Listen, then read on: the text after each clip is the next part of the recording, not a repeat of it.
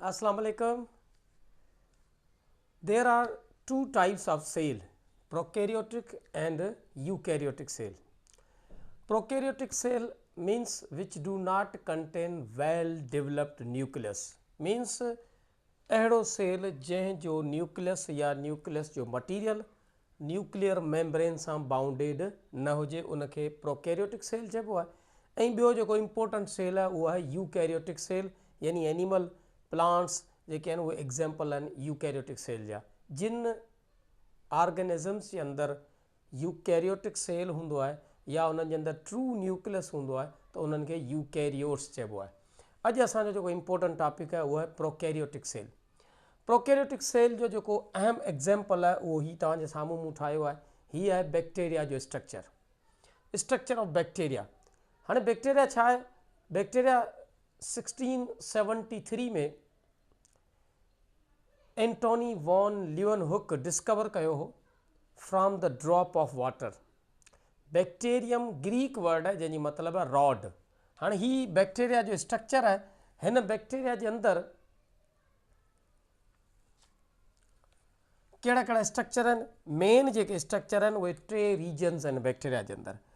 Number 1 appendages, number 2 covering, number 3 cytoplasm. ही टे अहम हिन सेल जा रीजन्स आहिनि। हाणे प्रोकैरियोटिक सेल मूं तव्हांखे ॿुधायो छाखे चइबो आहे? अहिड़ो सेल जंहिं जे न्यूक्लियस जो जेको मटीरियल आहे उहो वेल डेवलप्ड न्यूक्लियर मेम्ब्रेन सां बाउंडेड न हुजे, उनखे प्रोकैरियोटिक सेल चइबो आहे। हाणे ही बैक्टीरिया जो सेल आहे, हिन जे अंदरि टे अहम स्ट्रक्चर्स आहिनि। हिकिड़ो आहे अपेंडेजिस। अपेंडेजिस में ॿ शयूं अचंदियूं, हिकिड़ो फ्लैजिला ऐं हिकिड़ो पिली। ही जेको स्ट्रक्चर आहे बैक्टीरिया जे अंदरां निकिरे पियो, हिन खे चइबो आहे फ्लैजिलम। ही सिंगल आहे, सिंगल खे चइबो आहे फ्लैजिलम ऐं ज़्यादा खे चइबो आहे फ्लैजिला। फ्लैजिला अहिड़ो स्ट्रक्चर आहे जेको बैक्टीरिया खे ख़ासि करे लोकोमोटरी बैक्टीरिया खे लोकोमोशन में हेल्प कराईंदो आहे। ऐं ॿियो जेको अपेंडेजिस आहे उहो आहे पिली। पिली हिकिड़ा थिन लाइक अपेंडेजिस हूंदा आहिनि, ही दागे जहिड़ा स्ट्रक्चर्स हूंदा आहिनि, हिननि खे चइबो आहे पिली, पिल्यूलर। ऐं हिकु सिंगल खे चइबो आहे पिलस, PILUS पिलस। हिन पिली जो कमु आहे कॉन्जुगेशन में हेल्प करणु। बैक्टीरिया जे अंदरि रिप्रोडक्शन न थींदी आहे, बैक्टीरिया जे अंदरि मेल फीमेल न हूंदा आहिनि, बैक्टीरिया जे अंदरि माइटोसिस मियोसिस जो प्रोसेस न थींदो आहे, बैक्टीरिया जे अंदरि जेनेटिक रिकॉम्बिनेशन थींदी आहे। उन जेनेटिक रिकॉम्बिनेशन में टे स्टेप्स हूंदा आहिनि, हिकिड़ो ट्रांसफॉर्मेशन, हिकिड़ो ट्रांसडक्शन ऐं हिकिड़ो कॉन्जुगेशन। कॉन्जुगेशन जेको बैक्टीरिया जो जेनेटिक रिकॉम्बिनेशन जो प्रोसेस आहे, उन जे अंदरि हिकु बैक्टीरिया मां ॿिए बैक्टीरिया जे अंदरि जेनेटिक मटीरियल एक्सचेंज थींदो आहे। उन जेनेटिक मटीरियल एक्सचेंज करण में ही जेके धागे नुमा स्ट्रक्चर्स आहिनि ही हेल्प कंदा आहिनि, इन्हनि खे चइबो आहे पिली।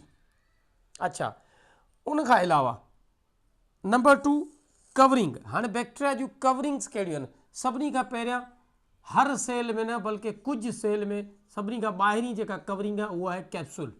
कैप्सूल खां पोइ आहे सेल वॉल ऐं सेल वॉल खां पोइ आहे सेल मेम्ब्रेन। ही टे कवरिंग आहिनि बैक्टीरिया जे सेल जे अंदरि, capsule, cell wall, cell membrane. Capsule हर बैक्टीरिया जे अंदरि न हूंदो आहे। उन खां अलावा नंबर 3 साइटोप्लाज़म। टियों जेको रीजन आहे बैक्टीरिया जे सेल जो उहो साइटोप्लाज़म आहे। ही इंटरनल जेको स्ट्रक्चर नज़र अचे पियो हिन खे साइटोप्लाज़म चवंदा आहियूं। ही सॼो साइटोप्लाज़म आहे। हिन साइटोप्लाज़म जे अंदरि छा आहे? DNA आहे। हाणे ही जेको बैक्टीरिया जो स्ट्रक्चर आहे हिन खे असां DNA कोन चवंदासीं, हिन खे असीं चवंदा आहियूं न्यूक्लियाइड। हालांकि इहो आहे DNA, लेकिन हिन खे चइबो आहे न्यूक्लियाइड। न्यूक्लियाइड जो मतिलबु आहे बैक्टीरिया जो न्यूक्लियस, यानी न्यूक्लियस जो रीजन आहे, न्यूक्लियस जो मटीरियल आहे, लेकिन प्रॉपर न्यूक्लियर मेम्ब्रेन सां बाउंडेड न आहे, इन करे हिन खे न्यूक्लियाइड चइबो आहे। त DNA हिन जे अंदरि हूंदो आहे न्यूक्लियाइड जे अंदरि, इन जे अंदरि ई क्रोमोज़ोम हूंदो आहे। उन खां अलावा जेको सेकेंड पार्ट आहे उहो आहे प्लाज़मिड। ही आहे प्लाज़मिड जेको एक्स्ट्रा सर्क्यूलर DNA हूंदो आहे बैक्टीरिया जे अंदरि। ही आहे एक्स्ट्रा सर्क्यूलर DNA इन बैक्टीरिया। हिन जो बैक्टीरिया जी सिंथेसिस सां, रिप्रोडक्शन सां, कंहिं बि क़िस्म जे प्रोसेस सां हिन जो को बि तालुक़ु न आहे। ही प्लाज़मिड एज़ अ वेक्टर जे तौर ते जेनेटिक इंजीनियरिंग में कमु ईंदो आहे, इंजीनियरिंग में कमु ईंदो आहे। हिन में हिन जो हिन जी DNA सां सिंथेसिस सां को बि तालुक़ु न आहे।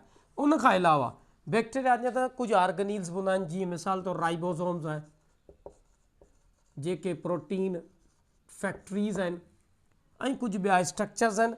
हालांकि जेके अहम खां अहम ऑर्गेनील्स आहिनि, chloroplast, mitochondria, Golgi apparatus, lysosome या कुझु ॿिया ऑर्गेनील्स, उहे सभई हिन बैक्टीरिया जे सेल जे अंदरि मौजूदु न आहिनि। अगरि इहे सभई ऑर्गेनील्स बैक्टीरिया जे सेल जे अंदरि मौजूदु न आहिनि त इन्हनि ऑर्गेनील्स जो कमु केरु कंदो? ट्रांसपोर्ट, एक्सपोर्ट, इम्पोर्ट, फोटोसिंथेसिस जो प्रोसेस या कुझु ॿिया प्रोसेस केरु कंदो? उहे सभई प्रोसेस सेल मेम्ब्रेन हिकु जॻह ते फोल्डेड हूंदी आहे, इनवेजिनेटेड सेल मेम्ब्रेन हूंदी आहे बैक्टीरिया जे अंदरि। इन खे चइबो आहे मीज़ोज़ोम। ही मीज़ोज़ोम उहे सभु कमु कंदी आहे जेके यूकैरियोटिक सेल जे अंदरि इम्पोर्टेंट ऑर्गेनील्स कंदा आहिनि। उन खां अलावा ही फ्लैजिला आहे। हिन फ्लैजिला में हिकिड़ो हुक हूंदो आहे ऐं हिकिड़ो फिलामेंट हूंदो आहे। ही फिलामेंट आहे जेको बेसल बॉडी आहे, ऐं ही हिन जो हुक हूंदो आहे।